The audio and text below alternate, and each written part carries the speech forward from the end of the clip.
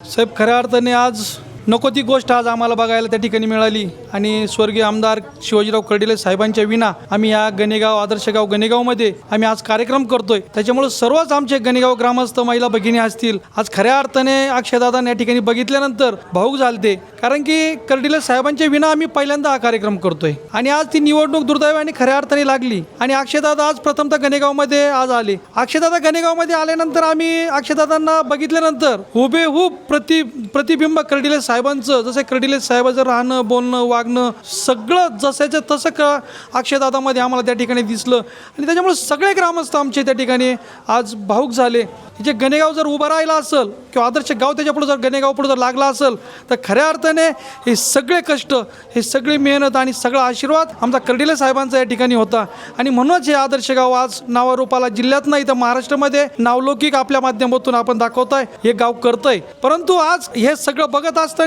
हे कुटुंब म्हणून त्या ठिकाणी कसं आहे कर्डिले साहेबांचं हे अक्षयदादांनी त्या ठिकाणी बघितलं आणि अक्षयदादांनी हे कुटुंब खरंच माझा परिवार आहे अशा पद्धतीने त्यांना ते दिसलं आणि गावाची संवाद साधत असताना त्यांनी सांगितलं की ज्याप्रमाणे कर्डिले साहेबांचं प्रेम ह्या आदर्श गाव गणेगावरती होतं, या पुढील काळातही ह्या आदर्श गाव गणेगावरती माझं कुठलंही इतकिंचितही प्रेम कमी होणार नाही। जसं साहेबांनी प्रेम ह्या गावावरती केलं, आदर्श गाव म्हणून पुढे नावलौकिक ठेवला, अशाच पद्धतीचं प्रेम मी ह्या ग्रामस्थांवर आणि गावावर त्या ठिकाणी करेल आणि भविष्यामध्ये गावाची ज्या ज्या गरजा आहेत सार्वजनिक असतील वैयक्तिक असतील या सगळं संपूर्ण गावाच्या पाठीशी उभं राहून मी या ठिकाणी पूर्ण करील आणि आदर्श गावाचं नाव या ठिकाणी भविष्य काळात महाराष्ट्रामध्ये झळकल अशा पद्धतीचं प्रतिपादन आणि विश्वास आणि आम्हाला त्या ठिकाणी दिला आणि खऱ्या अर्थाने अक्षयदादा आणि त्यांची संपूर्ण टीम आमच्या गणेगावामध्ये आली। खऱ्या अर्थाने